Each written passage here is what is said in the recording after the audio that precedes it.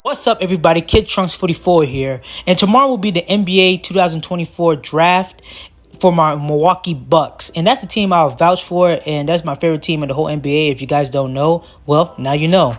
The two picks that we have is one in the first round. It's a 23rd pick, and the second pick that we have in the second round will be the 33rd pick.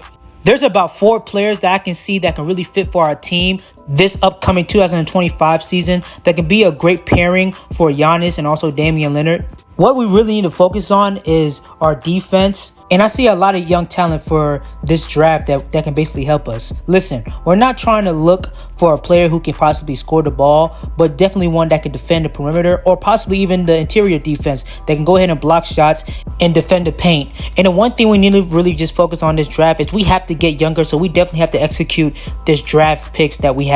One player that I'm really keeping my eye on is Ryan Dunn. Ryan Dunn is a small forward from the University of Virginia, and he's about 6'7" or 6'8". He's a truly elite defender with awesome instincts and defensive playmaking ability. But in many cases, and my only really concerns with him is that he's not really that great offensively. He doesn't really know how to create his own shot.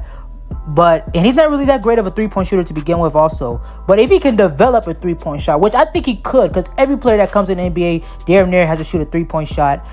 I think he'll be a good pick and selection for us if he develops that three-point shot and possibly develops his offensive game. He's getting comparison to Matisse Thybulle, and people are also saying he's just a taller Matisse Thybulle, which are great comparisons for a defender. In college, Ryan Dunn averaged 8 points, 1.3 steals, and as a guard, 2.3 blocks per game. And next we have Yves Messi. I probably said his name wrong. If I did, sorry and forgive me. From Baylor, who plays center, and that's also from Cameroon, who's 6'11" or 7 foot, weighs 229 pounds with a wingspan of 7'2". My God, Messi has a huge upside as a defender and a rim runner. He can get in the paint and be a great presence in it.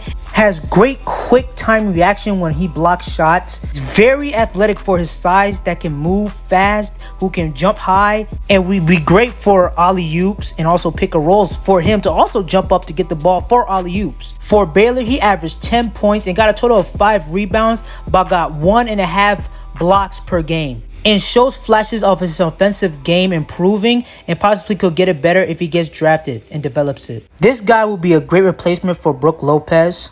I mostly compared this guy to a very stronger, quicker, and faster Nick Claxton, and also a quicker and faster player than Jarrett Allen. So yeah, Ryan Dunn and Yves Messi are the 2 players I think we should definitely go ahead and get. More so, I think we should get Yves Messi from Baylor more than Ryan Dunn. But at the same time, I do gotta also understand that one of these 2 players probably won't be up to draft, because I think other teams are already willing to draft these players because they're very talented and they can definitely help a team go to the next level or possibly even winning a championship. But if 2 of those players are not up in the draft, then I say we can possibly get Bobby Kiltman, who's a power forward that plays in the NBL in Australia, who's 6'10". I more so say this because Bobby is long. He can also create somewhat of his own shot and somewhat of a good passer with the ball in his hands.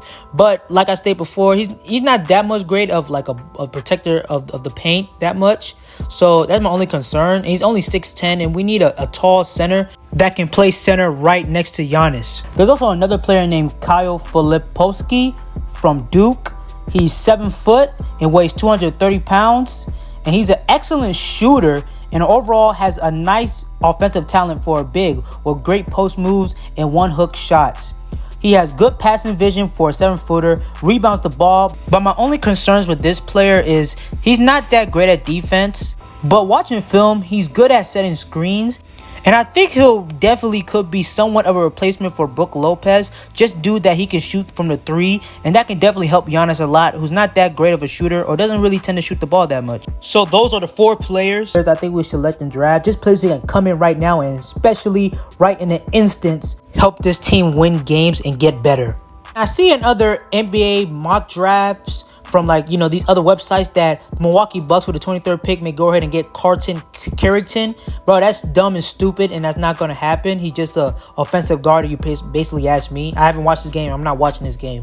So the Milwaukee Bucks better not draft that guy. If they do, man, I'm probably going to be done with this team. Wink, wink. I'm joking. So yeah, that's basically a short video. That's all I basically gotta say for this draft. I will be going live tomorrow for the draft in the first round. And yeah, that's basically it. For the second round, I probably won't, to be honest with you. But yeah, those are three players I think we should select and draft. And I'll see you guys next time. Have a great day. God bless. Get your foot out.